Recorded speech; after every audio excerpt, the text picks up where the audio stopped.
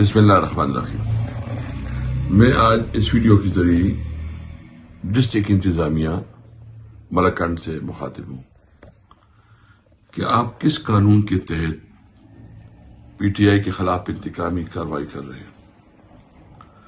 چھوٹی چھوٹی میٹنگ بھی آپ ان کے خلاف بھی پرچے کاٹ رہے ہیں کہ جو حجروں میں ہو رہے ہیں اور جو کہ تنظیمی میٹنگز ہوتی ہیں۔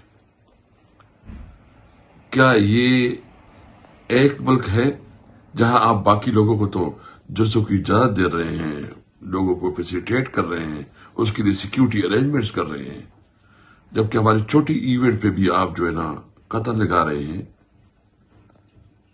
میں صرف اتنا کہنا چاہتا ہوں کہ قانون کے اندر رہتے ہوئے اپنی ڈیوٹیاں سنبھالیں۔ اگر آپ ہمارے لوگوں کو تنگ کرو گے، غیر قانونی اقدامات کرو گے، تو پھر ہم بھی اپنے لوگوں کے ساتھ کھڑے ہوں گے۔ میں اپنی تمام لیگل ٹیم جتنی بھی ہمارے کے پی کے کی جو لائرز ہیں ان کو ریکویسٹ کروں گا کہ اگر ملکنڈ میں اس قسم کی کوئی انہوں نے اقدامات کی تو آپ سب نے پہنچنا ہے ملکنڈ۔ آپ نے ان آفیسرز کے خلاف جو کہ اللیگل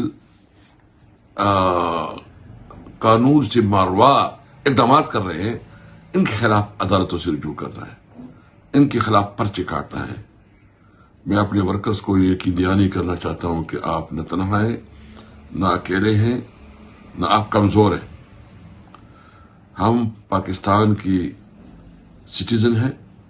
جو قانون دوسروں پہ لاگو ہوتا ہے وہ ہم پہ بھی لاگو ہوتا ہے۔ ایک ملک میں دو دستور نہیں ہو سکتے۔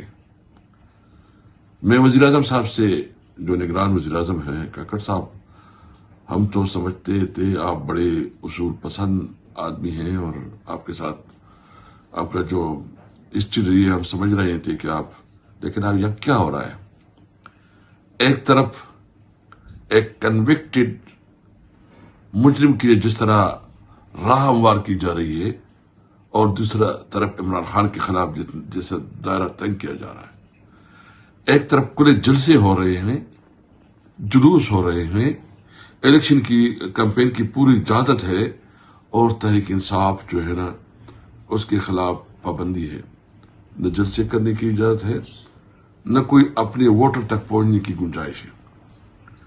یہ رسپانسبلٹی بنتی ہے پرائم منسٹر کی، یہ رسپانسبلٹی بنتی ہے چیف الیکشن کمشنر کی اور ہمارے چیف جسٹس کی، کہ اس ملک میں اگر ہمیں انصاف نہیں ملتا، ہمیں قانون کے مطابق اپنے جو جائز جدوجہد ہے اس میں حصہ لینے کا ہمیں موقع نہیں ملتا، اور ایک الیکشن کے لیے ہم اپنی بات عوام تک پہنچانے کے لیے ہمیں چانس نہیں ملتا، تو یہ کیسا الیکشن ہوگا؟